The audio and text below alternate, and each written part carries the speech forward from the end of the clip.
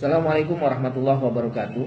Salah satu tren yang sekarang mulai berkembang dalam aspek pembiayaan dalam ekonomi syariah adalah multi finance syariah. Apa sebenarnya multi finance syariah dan fungsinya seperti apa? Lalu bagaimana karakteristik skema akad yang digunakan dalam multi finance syariah? Tapi sebelum itu saya ingin sedikit secara umum dari aspek konvensional. Di Indonesia ini multi finance itu pertama kali mulai marak di tahun 1988 ya, terutama ketika ada paket 27 Oktober 1988 dan kemudian diperkuat oleh paket 20 Desember tahun 1988 yang kemudian dikenal dengan Pakto 88. Nah, dari tahun itulah pertama kali maraknya munculnya berbagai lembaga pembiayaan yang disebut dengan finance institution atau sekarang mungkin juga berkembang multi finance. Lalu apa sih tugasnya atau fungsi dari multi finance itu? Multi finance itu sebuah lembaga yang menyediakan dana bagi masyarakat yang membutuhkan pembiayaan, baik pembiayaan yang bersifat konsumtif maupun jasa ya. Salah satu yang paling tren itu ya barangkali pembiayaan perumahan misalnya atau pembiayaan kendaraan bermotor dan seterusnya. Dan itu dananya disiapkan oleh multi finance. Tetapi tentu saja lembaga multi finance ini juga tidak dibenarkan kalau mengumpulkan dana dari masyarakat. Jadi multi finance ini sebuah lembaga yang bertugas hanya menyiapkan dana bagi masyarakat yang membutuhkan pembiayaan.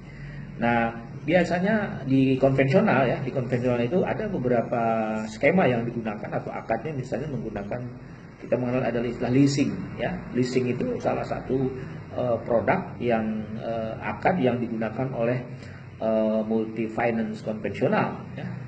Yang sekarang sedang berlaku di beberapa lembaga leasing ya, baik itu kendaraan bermotor dan seterusnya.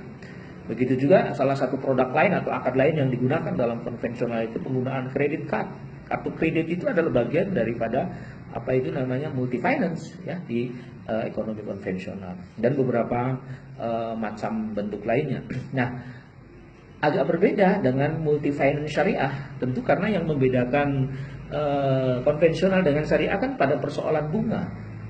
Kalau tadi multi finance konvensional mengambil keuntungan dari lembaga penyedia dana itu mengambil keuntungannya dari bunga. Tapi dalam multi finance syariah tidak menggunakan bunga. Seperti kita tahu sekarang bahwa multi finance tidak hanya dikuasai oleh lembaga-lembaga yang bersifat konvensional, tapi sudah mulai merambah pada multi finance syariah. Nah, apa yang membedakan? Yang membedakan tentu saja sekali lagi adalah bunga. Ada beberapa akad ya. Jadi lembaga multi finance syariah itu adalah lembaga yang menyiapkan atau memberikan pembiayaan pada nasabah dengan skema dan sistem akad yang menggunakan sistem syariah. Tentu pedomannya adalah fatwa dari DSN. Apa diantaranya bentuk akad skemanya? Di antaranya adalah murabahah. Jadi murabahah itu salah satu akad yang paling banyak digunakan pada multi finance syariah. Contoh misalnya, ketika ada nasabah ingin membutuhkan rumah senilai katakanlah 500 juta, dia mengajukan ke lembaga finance, lalu kemudian lembaga finance itu membelikan rumah, membayarkan rumah senilai 500 juta dan kemudian dijual kepada nasabah senilai misalnya 550 juta.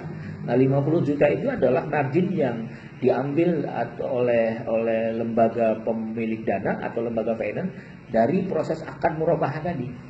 Nah, itu sifatnya jual beli. Nah, itu salah satunya. Atau misalnya juga multi finance syariah juga berlaku pada pembiayaan kendaraan bermotor ya. Katakanlah seseorang membeli mobil, lalu multi finance ini membayarkan mobil secara penuh, katakanlah nilainya 200 juta.